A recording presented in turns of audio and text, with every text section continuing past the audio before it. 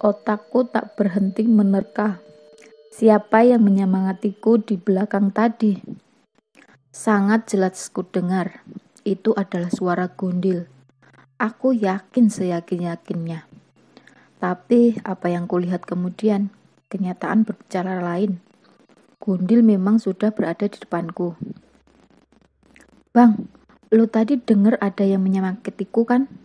Dari belakang? Tanyaku kepada Ibang. Hanya memastikan. Enggak, Dip. Gue juga teriak soalnya denger lu yang teriak duluan. Jawab Ibang. Apa? Apa iya tadi ini halusinasi? Terasa aneh ketika aku bisa banyak berhalusinasi begini. Aku paham betul diriku ini. Aku merasa diri ini masih belum kelelahan. Jadi mana mungkin aku berhalusinasi? Ah, sudahlah. Daripada aku jadi banyak menerka hal-hal yang belum pasti, aku memilih untuk mencairkan suasana dengan cara mengeluarkan candaan kepada Gundil. Dil, tapi lutut lu masih aman kan? Ledekku kepada Gundil. Aman, Dip. Di pendakian ini gue gak akan ngecewain lu.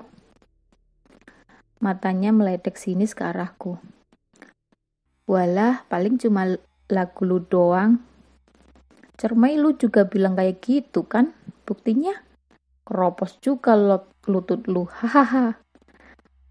Perkataanku membuat Mulki, Desti, dan Ibang ikut tertawa. Sedangkan Gundil hanya memalingkan pandangannya ke arah semak-semak dengan madu yang terus dia cicipi. Aku memang suka bercanda dengan Gundil, meskipun ekspresinya selalu terlihat tidak senang. Entah kenapa aku selalu semangat untuk terus memojokkannya. Gak apa-apalah, Dil, kalau gak kayak gini gak rame. Hehehe. Candaan itu sedikit membuat obat penenangku dari ingatan kejadian yang menimpaku tadi. Suasana yang renyah, lepas, penuh canda tawa melukiskan kenangan indah di dalam kamus kehidupanku. Kamus yang akan kubuka isinya sedikit demi sedikit kepada anak cucuku kelak. Suasana hangat itu terasa tak lengkap tanpa kehadiran Kucai dan Yoyo. Kutengok Kucai masih dengan asiknya menghisap rokok, berjongkok tepat di bawah pelang pos 1. Semakin lama aku perhatikan tingkah lakunya itu, lidahku jadi merasa kecut. Ingin rasanya aku bergabung dengannya menikmati sebatang saja untuk mengusir kecutnya lidahku ini. Yuk, ayo kita ngutut dulu. Jangan melamun terus lu. Ajakku kepada Yoyo dari tadi duduk melamun di atas sebuah batu. Dari lu ya, pintanya. Aku membalasnya dengan senyuman. Itulah yang aku rindukan dari Yoyo yang belum aku temui sejak pertama berangkat dari stasiun Kiara Condong. Di balik sifatnya yang pendiam, dia selalu meminta rokok atau kopi kepadaku. Padahal sebenarnya aku tahu dia tidak semiskin itu. Yoyo mengikuti langkahku untuk menghampiri Kucai. Aku selalu melakukan keakraban ini kepada sahabat-sahabatku. Hal ini semata aku lakukan untuk lebih mempererat hubunganku dengan mereka. Aku tidak ingin jika dia kemudian hari, aku atau sahabat-sahabatku saling melupakan satu sama lain. 2 batang dari sebuah bungkus yang ada di celanaku, aku tarik dengan perlahan. 1 untukku dan 1 yang lain ku berikan kepada Yoyo. Segera ku nyalakan untuk menghilangkan kecutnya lidah ini dan mengusir sedikit hawa dingin yang menghinggapi tubuhku. Obrolan ngalor ngidul di antara kami bertiga membuat suasana menjadi tambah hangat. Cerita tentang pengalaman pendakian sebelumnya pun menjadi topik pembahasan. Jujur ku katakan kepada Yoyo, pengalaman kali ini mendaki Gunung Merapi terasa sedikit berbeda. Yoyo dan Kucai pun setuju dengan itu. Kalau gue pertama ngerasa aneh itu pas di Prambanan, Dip. Pas si Desti hilang, Kucai mengamini. Gue juga dari pertama di stasiun itu udah curiga. Kenapa dia diajak sholat kok cuma diem aja? Yoyo membuka suara. Makanya pas di rumah abangnya si Gundil, gue beraniin diri buat nanya langsung gak pakai basa-basi, lanjutnya. Sepertinya kecemasan itu masih menghantui sanubari mereka. Tak bisa dipungkiri, Kucai yang terlihat cuek luar biasa pun ternyata menyimpan kecemasan itu. Stop. Oh iya Yok, Mbok Ira itu sebenarnya siapa sih? Kok lu bisa akrab banget sama dia? Tanyaku. Aku dan Kucai menatap penasaran ke wajah Yoyo. Jujur aku masih penasaran dengan sosok Mbok Ira. Siapa sebenarnya dia dan apa yang disembunyikannya? Bukan jawaban yang kudapat, suasana malah hening seketika. Yoyo menghela napas panjang, seraya mematikan bara api rokoknya ke tanah. Ngopi yuk ah. Jawabnya tidak memuaskan. Yoyo sedikit melemparkan senyuman ke arahku dan Kucai, sambil beranjak melangkahkan kakinya menuju pendopo. Kenapa sih dia? Tanya Kucai. Udah, biarin aja, jawabku. Jawabannya hanya Yoyo yang tahu. Kalau sudah begitu, mau ditanya secara paksa pun Yoyo tetap tidak akan menjawab. Kali ini aku tidak akan memaksanya. Aku sudah tahu perangainya. Biarkan ia dengan pendiriannya begitu, toh semua akan terjawab pada waktunya mungkin. Aku dan Kucai mengikuti Yoyo dari belakang. Hawa dingin yang semula menyentuh halus kulitku, kini menjadi sedikit terasa hangat. Bang, kita ngopi dulu, keluarin perbekalan, seruku kepada Ibang. Tanpa jeda, Ibang langsung mengeluarkan perbekalan yang ia simpan di karirnya. Kopi dan cemilan siap menemani istirahat kami di tempat itu. Kalau sudah di jalur pendakian, kami tidak mau terburu-buru ingin sampai puncak. Kami ingin menikmati prosesnya, bukan hasilnya. Karena kalau dilihat dari informasi yang kudapat di pos bayangan, untuk sampai ke Pasar Bubra tidak membutuhkan waktu yang lama. Tidak seperti pengalamanku mendaki Gunung Cermai yang membutuhkan waktu sedikitnya 11 jam untuk sampai di Gua Walet. Nesting dan kompor portable sudah siap untuk dipakai memasak air. Masing-masing dari kami mengambil gelas plastik sebagai tempat penampungan kopi yang ingin kami seduh. Lain dengan Desti, dia tidak suka kopi, dia hanya memakan makanan ringan yang dibawanya.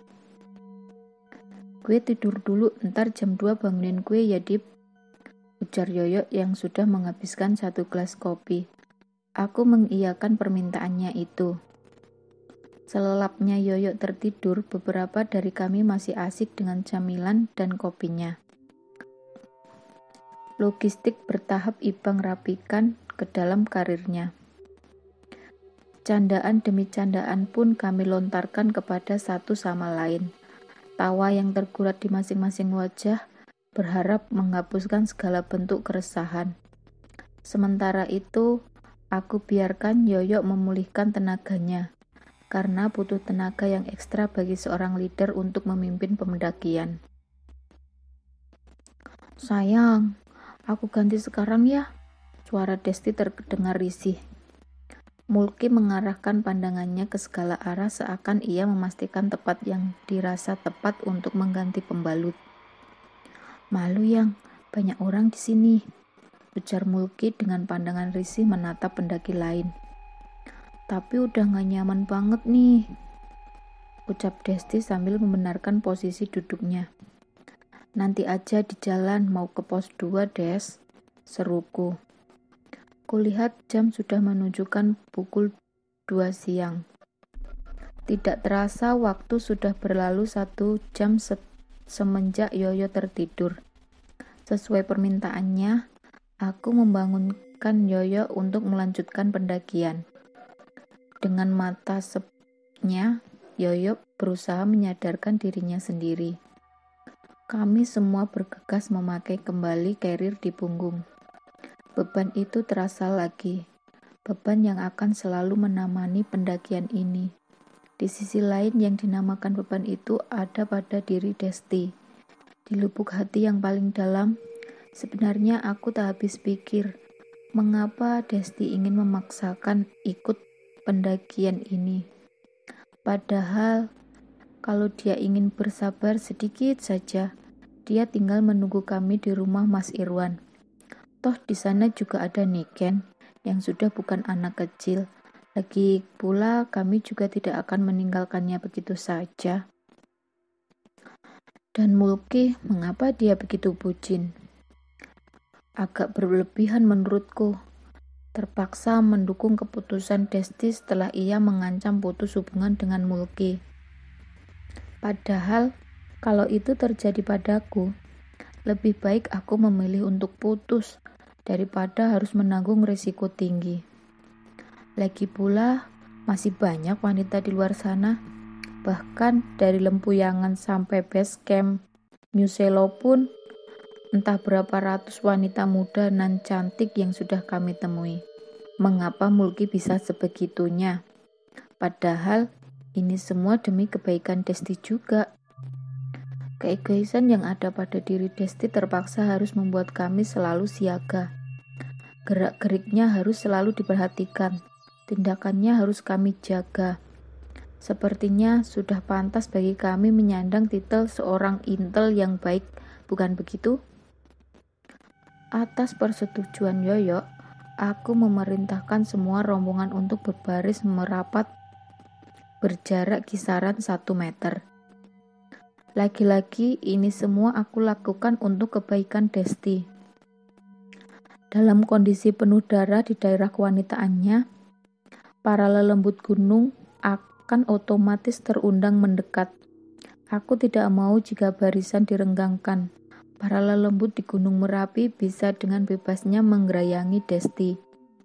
Gunung adalah salah satu tempat yang jarang dijamah manusia, dan gunung pun menjadi habitat tetap berbagai lelembut. Aku percaya kita hidup berdampingan dan dapat berinteraksi satu sama lain dengan caranya masing-masing. Jalur dari pos 1 menuju pos 2 berubah lebih sadis. Bukan lagi tanah sebagai pijakan. Kini jalur berubah menjadi bebatuan. Kemiringannya pun dapat dikatakan hampir mendekati 90 derajat. Aku sangat puas dengan apa yang aku lihat ini. Selain melatih otot-otot kakiku, jalur seperti ini juga melatih intuisi dan kesabaran. Hingga tak terasa jarak masing-masing di antara kami sedikit merenggang. Tak apalah, yang penting semuanya masih terlihat olehku. Di tengah pendakian yang sangat menguras banyak tenaga itu, aku dikagetkan dengan seorang pendaki yang menyusul dan mengiringi langkahku. Kok jalannya cepet banget? Dia tidak membawa carrier, dia hanya memakai topi hitam, jaket berwarna coklat, celana jeans hitam, dan dengan wajah yang sedikit pucat. Aku merasa pernah melihatnya, tapi entah di mana. Wajahnya begitu familiar bagiku. "Kenapa mas, buru-buru banget?" tanyaku. Pendaki itu tidak menjawabku. Dia tetap berjalan tepat di sampingku. Kulihat matanya terus fokus ke jalur pendakian. "Mas sehat? Kalau lagi sakit, mending putar balik aja mas. Saya khawatir mas kenapa-napa," ucapku. "Carrier saya masih di atas mas." Pendaki itu menjawabku dengan ekspresi dingin. Lantas dia menepuk bahuku kemudian berjalan cepat menyalip teman-temanku yang lain. Mungkin pendaki itu sedang ada urusan, sehingga dia harus ke bawah lalu kembali ke atas untuk melanjutkan pendakiannya. Tak lama berselang dari hilangnya pendaki itu, dari pandanganku kabut mulai turun. Perlahan tapi pasti, kabut itu semakin menebal, sehingga membuat oksigen yang kuhirup sedikit bercampur dengan air. Hal demikian membuatku harus menepi untuk mengatur napas agar tidak sesak. Langkahku tidak beraturan. Banyak momen di mana aku harus berhenti dan mengatur napasku lagi. Akibat kabut yang semakin menebal, pemandanganku menjadi terbatas. Aku tidak bisa melihat Ibang yang semula berada beberapa meter di depanku. Lama dalam kondisi seperti itu membuatku sangat kelelahan. Guys, break dulu, kabut tebal banget nih. Teriakku tidak dijawab oleh siapapun. Aku terus berteriak memanggil satu persatu nama temanku. Namun tetap tidak ada sahut dari siapapun. Aku kembali berhenti agak lama untuk mengatur napasku, berharap itu menjadi cadangan energi bagiku untuk mempercepat langkahku sampai kembali ke barisan. Karena sepertinya aku sudah tertinggal jauh. Ku atur napasku di tepian jalur. Sayup-sayup ku dengar suara langkah kaki dari arah bawah. Tetapi setelah lama ku tunggu, tak ada pendaki yang menyusulku. Aku masih bisa berpikir positif, menyangka kalau tadi hanyalah suara daun yang bergesekan dengan batu. Setelah dirasa cukup untuk menyiapkan tenaga, bergegas kulebarkan langkah kaki ini untuk cepat menemui teman-temanku. Aku bersyukur karena beberapa langkah lebar yang lakukan kabut mulai menipis. Dari kejauhan dapat kulihat Ibang dan yang lainnya sedang duduk membentuk barisan menghadap ke bawah. Aku senang bertemu lagi dengan mereka.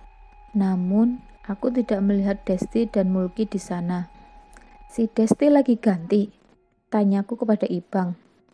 Ibang hanya menjawabnya dengan menganggukkan dan dadanya yang kembang kempis dengan cepat.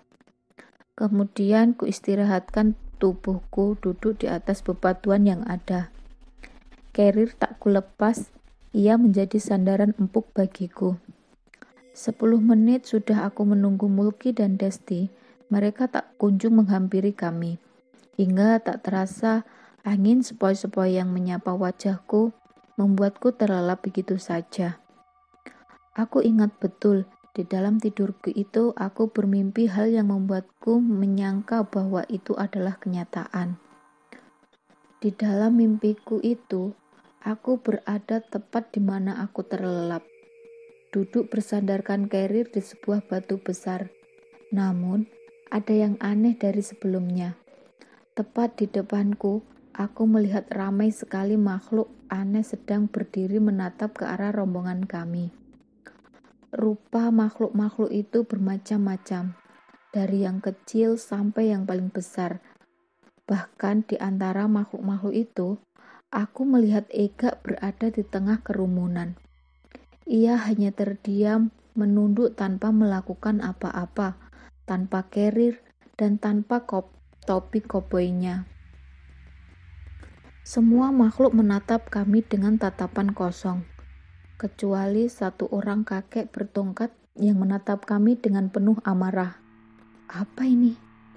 Aku sangat ketakutan. Jantungku berdegup kencang, namun aku tidak bisa melakukan apapun. Menoleh pun tak bisa. Tatapan mereka seperti memaku sukmaku untuk tetap berada duduk di batu itu. Bahkan memejamkan mata pun aku tak bisa. Dari setiap makhluk yang ada, kulihat ada sesosok kuntilanak yang melemparku dengan batu kecil yang tepat mengenai kakiku. Aku seperti dipaksa menonton mereka yang terus saja menatap kami kosong dan berperilaku sangat aneh. Ah Tuhan, kenapa ini? Tatapanku makhluk-makhluk itu seketika teralihkan, menatap ke satu titik yang terdapat banyak semak dan pepohonan. Ekspresi mereka semua mendadak berubah menjadi menyengerai. Apalagi sosok genderuwo yang kulihat meneteskan air liur dari sela-sela taringnya. Aku mencoba kabur dari mereka, mencoba untuk bangun, namun diriku ini tetap mematung. Tanpa aba-aba, makhluk-makhluk itu beriringan berjalan menuju satu titik yang mereka lihat. Seketika juga, tubuhku menjadi bisa digerakkan. Di antara perasaan takut dan penasaran, aku mencoba untuk mengikuti mereka secara perlahan. Aku melangkah perlahan di antara rumputan yang terhampar. Kakiku melangkah gontai. Tanpa mengawasi langkahku, tiba-tiba aku terjatuh dan terjerembab di dalam sebuah lubang. Dan seketika itu juga aku terbangun dari tidurku. Nafasku tersengal, dadaku kembang kempis tak beraturan. Jantungku masih berdegup kencang, iramanya sama seperti apa yang terjadi dalam mimpi. Anehnya lagi, aku melihat sebuah batu kecil yang berada tepat di bawah kakiku. Batu itu persis dengan batu yang dilemparkan kuntilanak di dalam mimpiku tadi. Aku terheran, apa ini sebuah kebetulan? Atau memang ini adalah kenyataan? Aku tidak bisa memastikan itu. Aku hanya tertarik ke sebuah titik yang dilihat oleh makhluk-makhluk mengerikan yang ada di dalam mimpiku tadi. Aku segera mengalihkan pandanganku ke titik itu. Lama sekali kuperhatikan titik yang sedikit terhalang kabut itu. Akhirnya keluarlah dua sosok yang perwatakannya aku kenal betul. Itu adalah Desti dan Mulki. Aku beranggapan mungkin saja makhluk-makhluk itu berlarian ke sana karena tertarik oleh pembalut yang dibuang Desti. Mulki dan Desti berjalan beriringan. Namun, gangguan yang kudapat bukan hanya melalui mimpi. Akan tetapi, dapat kulihat dengan jelas oleh mata kepalaku sendiri. Sebuah tangan yang sangat pucat merangkul bahu kiri Mulki. Padahal, kedua tangan Desti sama sekali tidak merangkulnya. Aku lantas meneriaki Mulki dan memberinya isyarat untuk segera melihat ke bahu kirinya. Namun, Mulki seakan tidak mengerti bahasa tubuhku. Ia malah terus berjalan begitu saja menggandeng Desti. Kulihat lagi tangan pucat itu perlahan tertarik ke belakang dan menghilang, seiring dengan sampainya mereka di tepi jalur pendakian. Des, lu nyuci pembalutnya bersih nggak? Tanyaku khawatir apa yang ada di dalam mimpiku itu memang benar-benar terjadi. Desti tertunduk dan berusaha menjawab. Itu tadi, ya bersih lah. Mulki menyela dengan jawaban yang tergesa-gesa. Aku kira dia memang kelelahan sehingga membuatnya terburu-buru seperti ini. Aku berteriak kepada Yoyo agar kembali melanjutkan perjalanan. Yoyo mengangguk dan berbalik mencondongkan badannya ke depan, bersiap mengambil langkah. Semuanya telah siap, pendakian pun dilanjutkan. Kabut belum juga menghilang, namun tipis, membuatku tidak terlalu banyak menghisap air dalam nafas. Ku jejaki batu-batu yang menjulang itu. Otot-otot kakiku saling bersautan mendukung langkah pasti yang kulakukan. Suasana Merapi kala itu seperti sedang dirundung kesedihan. Berwajah muram, gunung merbabu yang katanya dapat dilihat dari jalur pendakian itu pun ditutupi oleh kabut yang menyelimuti. Aku hanya bisa berprasangka baik terhadap Merapi. Mungkin ia menyimpan keindahannya setelah kami berada di puncak, semoga saja. Tak terasa barisan kembali merenggang. Kulihat kali ini teman-temanku semakin semangat untuk mendaki. Ibang sampai mengeluarkan jurus monyetnya untuk melangkahi bebatuan yang ada. Tak terkira semangat yang mereka punya, mereka sepertinya ingin segera sampai di pos 2. Aku pun berusaha mengimbangi kecepatan teman-temanku. Namun, karena nafasku ini adalah nafas gudang garam, aku jadi cepat sekali merasa kelelahan. Tapi entah mengapa, meskipun teman-temanku itu perokok, mereka mempunyai ketahanan tubuh yang luar biasa. hingga akhirnya kabut mulai menebal kembali. Aku tidak ingin cepat panik. Perlahan aku telusuri jalur pendakian itu supaya tidak tersesat. Aku memang pertama kali ke Merapi, akan tetapi jika keadaannya seperti ini, mau tidak mau aku harus menguatkan instingku dan pantang untuk cengeng. Jarak pandang tinggal sekitar 3 meter ke depan, sehingga yang kulihat hanya bayangan Ibang yang terus-menerus mendaki dengan yakinnya. Sebisa mungkin aku tidak ingin kehilangan jejaknya. Bang, yang lain aman bang? Aman, masih pada kelihatan di depan Dip. Syukurlah, itu berarti aku harus tetap melihat Ibang mendaki. Perlahan tapi pasti, pahit manisnya jalur pendakian itu aku nikmati. Kabut semakin menebal, jarak pandang pun semakin terbatas. Ibang meneriakiku untuk diam di tempat. Dip, pesan berantai dari si Yoyo, kita break dulu, nunggu kabut terlalu berbahaya. Aku menuruti suara dari bayangan Ibang yang sudah semakin tak terlihat. Aku membalikan badan dan kembali duduk sebuah batu bersandarkan carrier. Aku mengatur nafasku agar cepat menemukan kesegaran. Serak, serak. Aku dikejutkan oleh suara serak. Aku dikejutkan oleh suara yang berasal dari sebuah kantong kresek hitam yang berada tepat beberapa senti di depanku. Awalnya, aku menyangka kalau itu adalah kucing yang sengaja dibuang oleh pemiliknya di sini. Rasa kasihanku tak bisa kubendung. Aku ingin melepaskannya saat itu juga. Perlahan kubuka bungkusan itu dan astaga, bau busuk seketika menyeruak menusuk-nusuk hidungku. Ternyata yang kulihat di dalam bungkusan itu adalah sekumpulan kaki dan tangan manusia yang sudah pucat. Dan beberapa masih ada yang bergerak-gerak. Tak pikir panjang, aku langsung membuang bingkisan itu dan memaksakan diri untuk menghampiri Ibang. Lu kenapa, Dip? Tanya Ibang kepadaku. Itu, di bawah, gue lihat bungkusan isinya kaki sama tangan, Bang. Jawabku sambil mengecap ludah yang sudah mengering. Ibang menenangkanku, lalu memberiku minum untuk menghilangkan dahaga dari cairan yang terbuang akibat kupaksakan berlari menujunya. Setelah dahagaku terselesaikan, sementara kabut sudah mulai perlahan menipis, Ibang mengajakku untuk turun memeriksa bungkusan itu. Aku pun menyetujuinya untuk memastikan.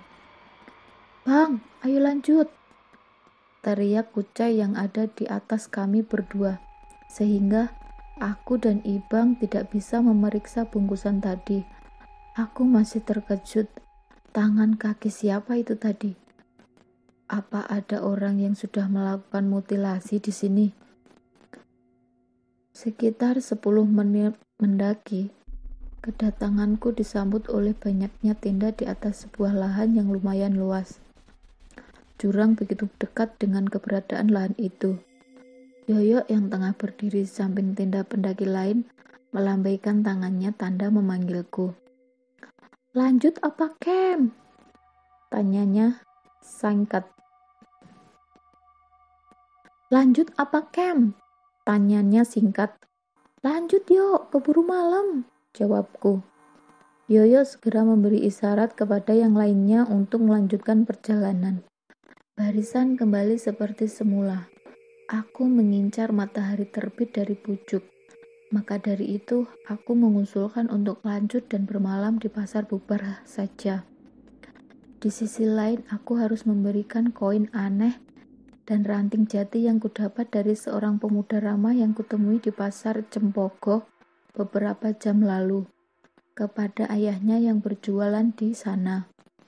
Woi, seru dari suara tak berwujud dari arah pos 2 yang membuat langkah kami berhenti. Aku mengenal betul suara itu. Semuanya kompak membalikan badan ke arah pos 2. dan dapat dipastikan suara itu memanggil rombongan kami. Mulki berbalik dengan ekspresi terkejut. Kak, aku melihat raut kecemasan dari semua temanku. Mereka merasakan apa yang aku rasakan. Kami tidak mau bertemu dengan Eka di jalur pendakian ini. Kalau saja kami dipertemukan selesai pendakian ini tidak masalah. Udah, lanjut aja, lanjut, seruku kepada semuanya. Udah, lanjut aja, lanjut, seruku kepada semuanya.